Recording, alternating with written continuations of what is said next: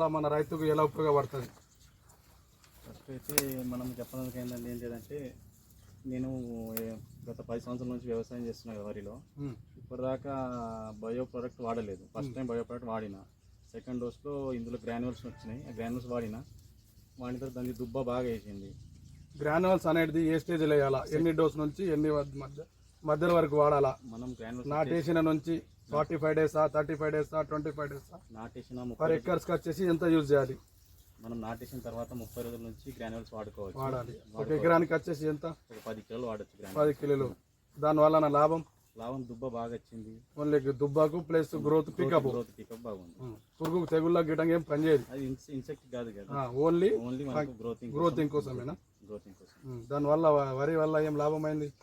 దానికి చిన్న చిన్న టిల్లర్స్ వచ్చాయి, బాగా మంచిగా గ్రోత్ అయింది, గ్రీనరీ ఉంది, అంతా బాగుంది. అది ఓన్లీ ఎదుగుదల దుబ్బకు బాగుంది. ప్లస్ వరి అనేది ఫంగల్ ప్రాబ్లం లేకుండా పనిచేస్తుంది. దాంట్లో ఇంకొకటి ఉన్నది యాంబీ అజిత్ అని. అది దేనికి వాడతారు? అది మన మైక్రోన్యూట్రియన్స్ ప్లస్ ఫంగిసైడ్ లెక్క. ఓన్లీ మైక్రోన్యూట్రియన్స్ అంటే మనం సర్నపల్ కానీ ఏదైనా ఫార్ములేషన్ 7 కిందికి వస్తుంది.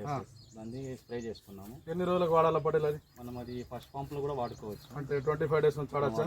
పర్ ఎకర్కి ఎంత వేయాలి? పర్ ఎకర్ వచ్చేసి అది ఒక బాటిల్ వచ్చేసి 2 ఎకర్స్ వచ్చేది. బాటిల్ అంటే 250 ml లీటర్ ఎకరానికి ఎన్ని ml వాడాలి?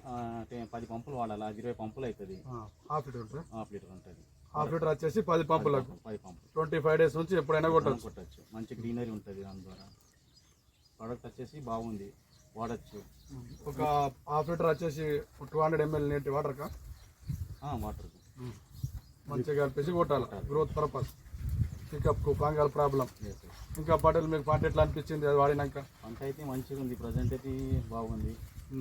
మీరు నలుగురికి చెప్తారా ఇంకా వాడింది? చెప్తాను. వాడమని. पल्ली पोकने के लिए